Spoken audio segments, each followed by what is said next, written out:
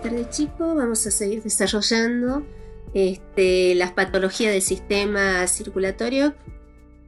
Ahora vamos a ver lo que es el infarto agudo de miocardio, ¿sí? Y es una patología de mucho cuidado, una patología de emergencia en la que tenemos que estar preparados para poder actuar. Bueno, ahora vamos a desarrollar un poquito qué es el infarto agudo de miocardio, ¿sí? El infarto agudo de miocardio, como les decía, es una emergencia médica, ¿sí? En la que parte del flujo sanguíneo que lleva el corazón se ve reducido o interrumpido de manera brusca y grave. En consecuencia, se produce una destrucción del músculo cardíaco por falta de oxígeno, ¿sí? O sea, esta destrucción nos va a producir una necrosis de forma irreversible en la célula del miocardio o la muerte del músculo cardíaco, ¿sí? Lo que nos va a dar como consecuencia una isquemia grave, prolongada. Incluso el paciente hasta puede morir con un infarto agudo de miocardio si no es tratado inmediatamente, ¿sí? Dependiendo el grado de lesión que tenga el paciente.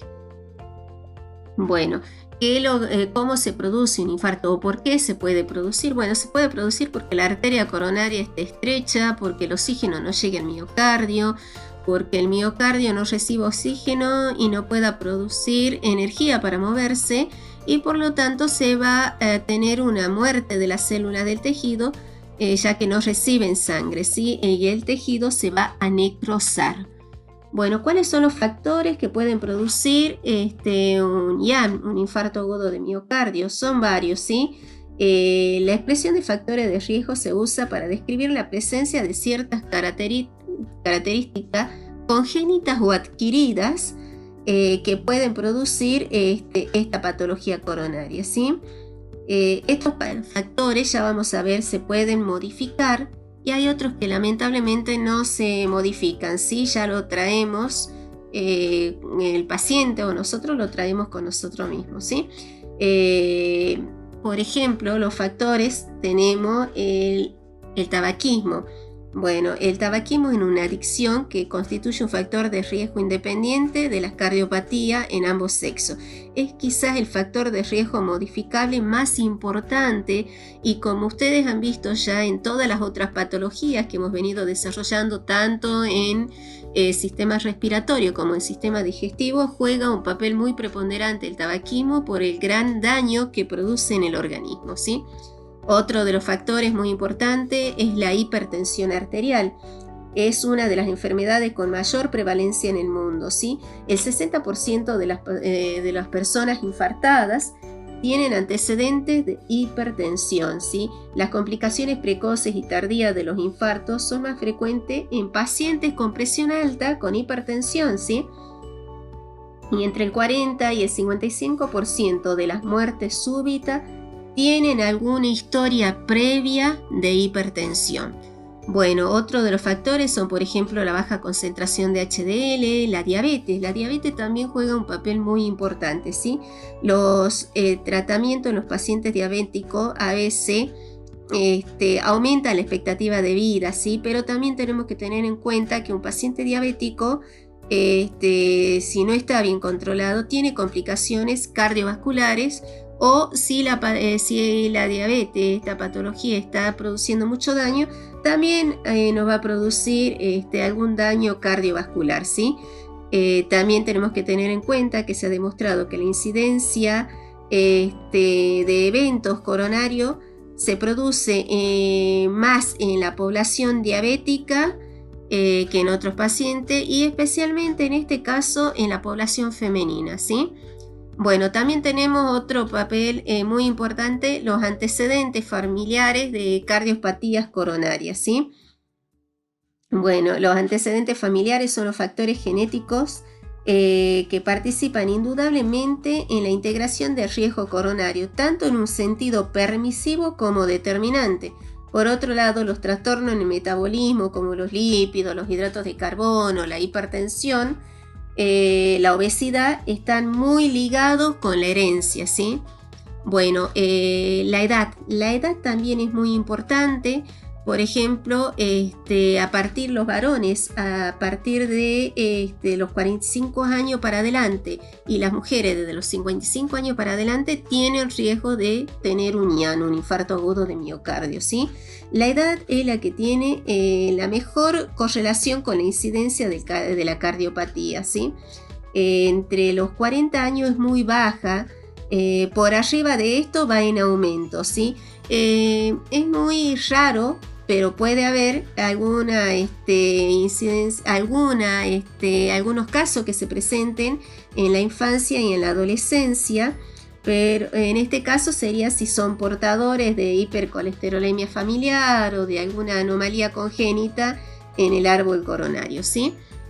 Bueno, en la edad también vamos a ver un poquito el tema del sexo. El sexo también juega un rol muy importante aquí porque en el sexo masculino es un factor de riesgo reconocido universalmente, ¿sí? En cambio, la mujer tiene menor incidencia de esta enfermedad, ya que los estrógenos tienen un papel muy importante, un papel protector, ¿sí? En las mujeres. Pero después de la menopausia, estos desaparecen y es ahí por eso que les comentaba que a partir de los 55 años para arriba, ya es un factor de riesgo en la población femenina. Bueno, la obesidad también es otro de los factores que es muy importante para esta patología, el sedentarismo, la homocisteína y factores trombóticos, ¿sí? Trombóticos y inflamatorios. Alteraciones sanguíneas como por ejemplo la hiperfibrinogenia también pueden producir un infarto agudo de miocardio. Bueno, sigamos avanzando. Ahora vamos a ver un pequeño esquema de lo que les estaba explicando, ¿sí? Nosotros los factores los vamos a dividir en dos grupos, en factores de riesgo no modificables y los controlables. ¿Cuáles son los no modificables? Tenemos la edad, el sexo, la herencia, y los controlables tenemos los directos e indirectos, ¿sí? ¿Cuáles son los directos? En donde vamos a encontrar el tabaquismo, la diabetes, el colesterol elevado y la hipertensión arterial. Y los indirectos tenemos la dieta, el sedentarismo, el estrés, el alcohol excesivo y la obesidad, ¿sí? Bueno, aquí ya vamos a ver un poquito la sintomatología del paciente, ¿sí? Podemos ver que las imágenes expresan mucho dolor. La zona donde se señalan los pacientes es un dolor intenso, un dolor muy fuerte, un dolor que afecta más que nada en la zona precordial izquierda, brazo, miembro inferior izquierdo, un dolor que puede subir incluso hasta el cuello, ¿sí? Ahora veamos un poquito las características de la sintomatología, ¿sí? Los síntomas pueden aparecer cuando el paciente esté en reposo, cuando el paciente esté durmiendo o cuando esté haciendo alguna actividad o esfuerzo, ¿sí? Es muy importante que reconozcamos que en el infarto el dolor puede durar más de 30 minutos, incluso hasta horas se puede prolongar. Pero aquí vamos a poder encontrar la diferencia con otras patologías cardíacas, ¿sí? ¿Qué es lo que pasa en el infarto? El dolor no se alivia ni con el reposo ni con la ingesta de medicamentos, ¿sí? A diferencia de la angina de pecho. Bueno, aquí vamos a poder ver un poquito mejor clasificaciones del dolor, en donde nosotros lo vamos a poder clasificar en dolor típico y el atípico, ¿sí? En el dolor típico, bueno, vamos a tener un paciente que manifiesta un dolor retroesternal opresivo muy fuerte, que sube por la mandíbula, el cuello, hombro, ¿sí? Y todo lo que es brazo izquierdo, miembro superior izquierdo, ¿sí? Y luego tenemos el dolor atípico, el dolor que puede manifestarse en la zona de epigastrio, en la espalda, en la mandíbula, ¿sí? Ahora vamos a ver otro esquema con más sintomatología del paciente, ¿sí? Por ejemplo, el paciente puede tener disnea, fatiga, lipotimia, ¿sí? Síncope, diaforesis, palidez, taquicardia y náusea. El paciente va a transpirar mucho, es un paciente que va a tener, pero ¿qué característica vamos a tener? La transpiración es fría, las manos del paciente infartado van a estar frías, ¿sí? Bueno, aquí vamos a ver un poquito esta característica. Pueden ser que vayan acompañados de reacciones, ¿sí? Por ejemplo, una reacción vagal, que es lo que se produce aquí, la liberación de acetilcolina, que se da sobre todo en el infarto que afecta a la cara inferior del corazón, ¿sí? ¿Qué pasa con la acetilcolina? Disminuye el ritmo cardíaco, baja la presión arterial, o sea que hay hipotensión, produce una vasodilatación periférica, ¿sí? El paciente siente una sensación de muerte inminente, tiene mucha salivación, disnea, mareo, vómitos y náuseas, ¿sí? Bueno, aquí es muy importante que tengamos en cuenta esta imagen, ¿sí? El dolor se puede percibir de distintas maneras, como un peso en la zona del epigastrio o la boca del estómago, ¿sí? ¿Cuándo va a pasar esto? Ya no va a ser un dolor en precordial ni un dolor en miembro superior izquierdo, ¿sí? Va a ser un dolor en la zona de epigastrio. ¿Por qué? Porque la lesión, la necrosis, el infarto se está produciendo en la cara inferior del corazón, ¿sí? Que muchas veces se confunde el cuadro del paciente, porque el paciente va a estar con náusea, va a estar con vómito, va a estar hipotenso y va a manifestar este dolor en epigastrio y se lo puede confundir con alguna patología de vía digestiva, pero en realidad el paciente se está infartando, ¿sí? Es un paciente que la lesión la va a tener en cara inferior del corazón, por eso es importante tener mucho en cuenta la clínica del paciente, ¿sí? Es algo que se tiene que evaluar mucho y que es importante hacerle un estudio complementario como un electrocardiograma para no confundir el cuadro y no producirle mayor daño al paciente, incluso se puede llegar hasta la muerte, ¿sí? Entonces esto siempre se tiene que tener en cuenta. Aparte de eso también el dolor no muchas veces se va a presentar de esta forma. Hay pacientes como por ejemplo los ancianos, los diabéticos, pueden cursar el infarto sin dolor o con molestias inespecíficas que no coinciden con la característica del infarto, ¿sí? Por eso es importante siempre hacer un estudio complementario más, ¿sí? Hacer un electrocardiograma es la mejor forma y la forma en la que el personal del equipo de salud se va a quedar mucho más tranquilo en poder corroborar si es o no es un infarto, ¿sí? Bueno, el infarto nosotros lo vamos a poder clasificar, ¿sí? ¿Cómo lo vamos a clasificar? Porque no todos los infartos son iguales, todo va a depender de la localización, o sea, la ubicación, la zona donde se haya producido la lesión, ¿sí? Y también tenemos que tener en cuenta el tamaño. El tamaño es muy importante porque esto nos va a poder definir qué tipo de infarto hay. Hay que tener en cuenta la duración de la oclusión y la existencia previa de vasos colaterales, ¿sí? Bueno, aquí por ejemplo vamos a ver una imagen en donde tenemos, dependiendo la cara, la zona donde esté afectada, vamos a tener distintas alteraciones en la imagen del registro del electrocardiograma, ¿sí? Por ejemplo, el infarto se puede producir en la cara anterior, entonces los cambios en la imagen del electro lo vamos a tener en B3, B4, también se puede dar en B2 y B5, si él no va a registrar un electro normal, vamos a tener alteraciones en esta parte. Si el infarto es en cara inferior, vamos a tener cambio en las derivaciones 3 y BF. Si el infarto es en cara lateral, pueden ser que los cambios se nos den en la derivación E1, BL, B5 y B6, ¿sí? Si el infarto se da en la cara posterior, que podemos tener una alteración en la onda R dominante en la derivación B1, y si el infarto se da en el ventrículo derecho, la alteración va a ser en B2R y en B4R. Bueno, también podemos subclasificarlo en otro grupo, ¿sí? Por ejemplo, en infarto subendocárdico y en el infarto transmural. ¿Cuál es el infarto subendocárdico? Bueno, es aquel que tiene una oclusión corta, ¿sí? Un tiempo de duración, es corto, se desarrolla un infarto pequeño que no afecta el grosor completo de la pared del corazón, ¿sí?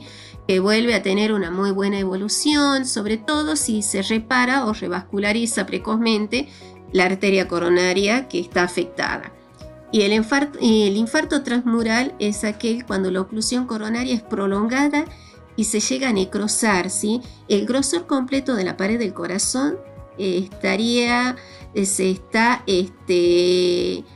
afectando a tal forma que no es muy intenso y afecta a todo lo que es la contractilidad de una parte del corazón. En este caso vamos a tener un riesgo muy complicado, tanto a corto como a largo plazo, ¿sí? Bueno, ¿qué estudios complementarios se van a tener que tener en cuenta para poder diagnosticar un IAM? Bueno, lo primero que tenemos que evaluar, como siempre le digo, es la clínica del paciente, el examen físico, el examen cefalocaudal es muy importante en este caso, ¿sí? Ver la sintomatología que ya hemos hablado. Y el otro estudio complementario más importante, el que más nos va a representar si es un infarto o no, es un electrocardiograma. Ya vamos a ver más adelante cómo se lo realiza, cuáles son las alteraciones, las características del papel. Por ahora lo tengamos como que es el estudio complementario más importante para poder diagnosticar un infarto, ¿sí? ¿Qué otro estudio complementario se pueden hacer? Y bueno, se pueden hacer una angiografía coronaria, un ecocardiograma, ¿sí? Aquí vamos a ver alguna fase del electrocardiograma, ¿sí?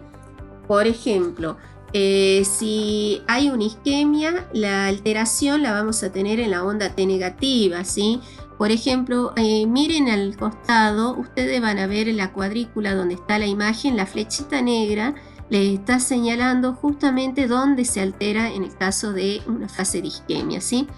Si es una fase de lesión, vamos a tener una elevación del segmento ST. Miren el dibujito que está formando, es muy característica esa imagen en un paciente infartado, ¿sí?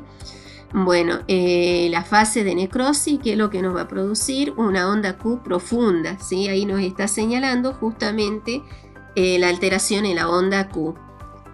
Bueno, otro estudio complementario, como les decía, tenemos el ecocardiograma. ¿Qué es un ecocardiograma? Una ecocardiografía, bueno, es un estudio que nos permite valorar la imagen del corazón, pero también podemos ver los movimientos que tiene, ¿sí? Y de esta forma se va a poder detectar si hay alguna zona que esté alterada por la falta del aporte de oxígeno, ¿sí? Que es lo que suele pasar en un paciente infartado.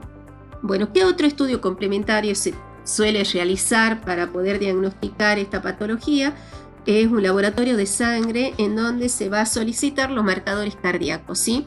Si estas enzimas, que son las enzimas cardíacas, están alteradas, bueno, vamos a poder también diagnosticar de forma certera un infarto. ¿Cuáles son las enzimas? Son la mioglobina, la troponina, la CPK, ¿sí?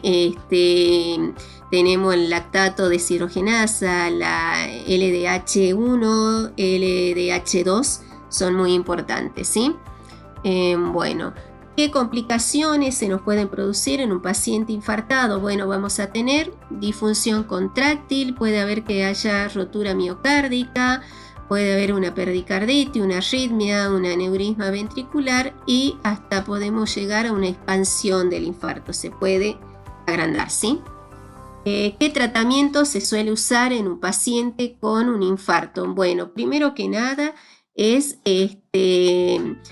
brindarle la asistencia de urgencia al paciente. Es un paciente que sí o sí tiene que ser atendido en emergencia y tenemos que tener medicación como por ejemplo el ácido acetilsalicílico, ¿sí? Que se recomienda por lo general entre 160 a 325 miligramos vía oral, ¿sí? Actúa como anticoagulante, ¿sí? Bueno, también puede ser la nitroglicerina, ¿sí? Puede ser sublingual, intravenosa o más que nada, ¿qué tenemos que tener en cuenta con esta medicación? Que se la va a poder realizar si la presión sistólica es mayor de 90 milímetros de mercurio, ¿sí? cuándo se utiliza, para qué se utiliza este medicamento, y bueno, para mejorar el aporte de oxígeno, ¿sí? Y poder dilatar las arterias coronarias. ¿Qué otra cosa, qué otro medicamento se puede utilizar? Es la analgesia. Es importante en primera instancia poder calmar el dolor del paciente. Para esto se suele utilizar por lo general morfina o algún derivado de la morfina. Puede ser de 1 a 3 miligramos intravenoso, ¿sí? Y se lo va a repetir en los intervalos en que el médico lo vaya pidiendo, lo vaya solicitando según viendo la clínica del paciente, si cede o no el dolor, ¿sí? El manejo, recordemos que es una de las prioridades más importantes en esta patología. Bueno, aquí tenemos de vuelta repetición la parte de la farmacología, que es el ácido acetilsalicílico, la nitroglicerina, la morfina, ¿sí? Recordemos que son uno de los más importantes, y los betas bloqueantes, que reducen el tamaño de la extensión del infarto, ¿sí? Se puede hacer también intravenoso o por vía oral. Por ejemplo, por vía oral tenemos uno de los medicamentos más conocidos, es el atenolol, ¿sí? Bueno, el reposo es muy importante en el paciente, ¿sí? El reposo en las primeras 12 horas, por lo general se suele indicar una dieta líquida. Hay que controlar el riesgo de broncoaspiración en el paciente. Hay que controlar el tema de la evacuación del paciente, ¿sí? Es importante que este paciente en la primera hora no se levante ni siquiera para ir al baño, ¿sí? Hay que asistirlo, y también tenemos que tener en cuenta que este paciente no puede tener ningún tipo de esfuerzo, por lo tanto se tendrá que dar alguna dieta especial o alguna medicación para evitar que haya estreñimiento en el paciente, ¿sí? Se le suele dar algún tipo de sedación como para que el paciente esté un poco más tranquilo, puede ser diazepam, lorazepam, según indicación médica, ¿sí? Con el tema de los antitrombóticos también se suele dar heparina, ¿sí? Es una medicación que es subcutánea, ¿sí? Y también, o puede ser por venoclisis. Bueno, sigamos avanzando un poquito, que otro de los tratamientos que vamos a tener aquí es, por ejemplo, la colocación de un stent. ¿Qué es la colocación de un stent? Es justamente un tratamiento en donde se coloca una malla dentro de las paredes arteriales. Esta malla se dilata y permite que la arteria también se dilate y que la sangre pueda fluir o pueda circular de manera corriente, ¿sí? Que no haya ningún tipo de obstrucción. Vamos a ver en las imágenes, tenemos por ejemplo, en la primera imagen tenemos una arteria en donde hay una placa de grasa que está obstruyendo, ¿sí? Luego tenemos en la segunda imagen donde ya se coloca un balón, ¿sí? Que vendría a ser el stent, la malla del stent. Este balón se dilata, se hincha, se expande y hace que esto se produzca también en la arteria, se dilate la arteria, y de esta forma hace que haya un mejor flujo y una mejor circulación de la sangre. Al finalizar este Power, les voy a pasar un pequeño video en donde está la representación de la colocación de un stent, ¿sí? Ahí van a poder ver bien ustedes cuál es la finalidad de esta malla y la acción terapéutica que tiene en el paciente. Bueno, ¿qué otro tratamiento suele hacerse también si el paciente, si el médico lo decide y el paciente es apto también? Se puede hacer un bypass coronario, ¿sí? ¿Cuál es el objetivo de un bypass? Es crear un desvío de la zona que está bloqueada, la arteria que está necrosada, ¿sí? Obstruida, para así permitir que la sangre siga su camino sin detenerse. Y esto se lo puede hacer por medio de un injerto, utilizando alguna vena de otra parte del cuerpo. Por ejemplo, se utilizan arteria mamaria interna, vena safena o la arteria radial. Bueno, ¿qué cuidados de enfermería vamos a tener que tener en cuenta en este tipo de paciente? Bueno, ubicarlo al paciente en un lugar que cuente con desfibrilador y todo lo necesario para RCP, ¿sí? Es un paciente de riesgo, es un paciente que puede complicar el cuadro y que puede necesitar esta atención, ¿sí? Bueno, es un paciente que va a tener que estar monitorizado permanentemente las 24 horas y aparte de eso se le tiene que hacer electrocardiograma de forma continua. Por lo general los electrocardiogramas se lo hacen cada 12 horas, cada 24 horas según indicación médica, pero si el paciente llegara a manifestar alguna sintomatología se tiene que hacer un electro para verificar el estado del mismo, ¿sí? Bueno, tenemos que tener una muy buena vía para el paciente, ya que necesitamos pasar buena medicación. El reposo es muy importante, ¿sí? El reposo absoluto es importante, como les explicaba recién, es un paciente que tiene que estar en reposo y sobre todo en un ambiente tranquilo. Tenemos que brindarle tranquilidad y contención a este paciente, ¿sí? Es un paciente que va a estar asustado, dolorido, es un paciente que está en una sala de terapia intensiva o de cuidados intensivos, no va a poder tener su familiar cerca, ¿sí? Por el hecho de estar en esta sala y por el cuidado que él necesita. Entonces es muy importante que enfermería dé mucha contención a este paciente, ¿sí? Y bueno, evaluar el estado de oxigenación del paciente en el caso de que sea necesario, brindarle también oxigenoterapia. Bueno, aquí les presento como siempre una imagen de nuestros alumnos. Aquí tenemos una imagen muy bonita en donde están trabajando en época del milagro, ¿sí? Recibiendo los peregrinos. Yo siempre digo, tienen que estar capacitados para poder actuar en cualquier lugar y en cualquier momento. Y al lado tenemos otra imagen que dice, alguien se le perdió. A alguien se le perdió el corazón. Y sí, a muchas personas se les llega a perder el corazón cuando no lo cuidan, cuando todos estos factores de riesgo que les he nombrado juegan en contra en una persona y el personal de enfermería tiene que estar capacitado para ayudar a encontrarlo, para ayudar a cuidarlo y para que podamos educar a un paciente que si ya ha tenido un infarto, no lo vuelva a tener de nuevo y si no lo ha tenido, buscar medidas de prevención como para que no les suceda. Bueno chicos, por hoy terminamos infarto agudo de miocardio. Les dejo para finalizar un video de la colocación de un stent, así les queda más clarito este tratamiento que también se le realiza al paciente. Y nos vemos en la próxima clase con otra patología del sistema circulatorio.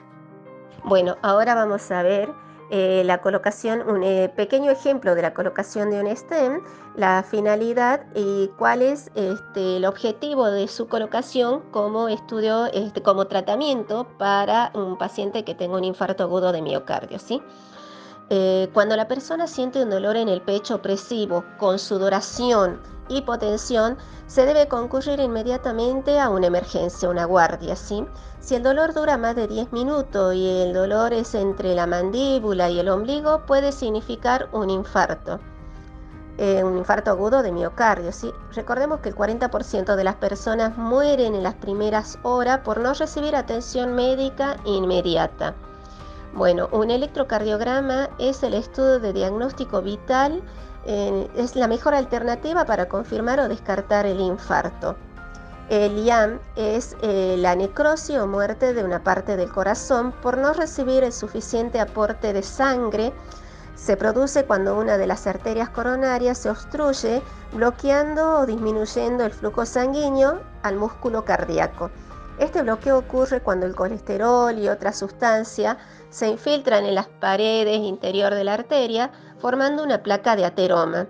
Esta placa va acrecentando y se va acumulando lentamente durante años y algunas son inestables y se rompen. Cuando se rompe esta placa se forma un coágulo que termina de obstruir la arteria por completo, ya no circula más sangre y estamos frente a un infarto.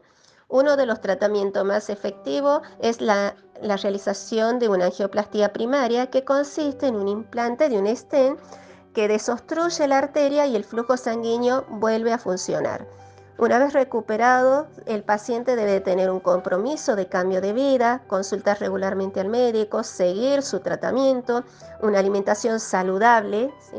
Rica en fibras, sin grasas, actividad física, hacer el gran cambio de un giro de un corazón sano, ¿sí? Es un paciente que puede seguir su vida con cuidado, pero tiene mucha expectativa de vida, ¿sí? Bueno, chicos, por ahora terminamos todo lo que es infarto agudo de miocardio. Nos vemos en la próxima clase.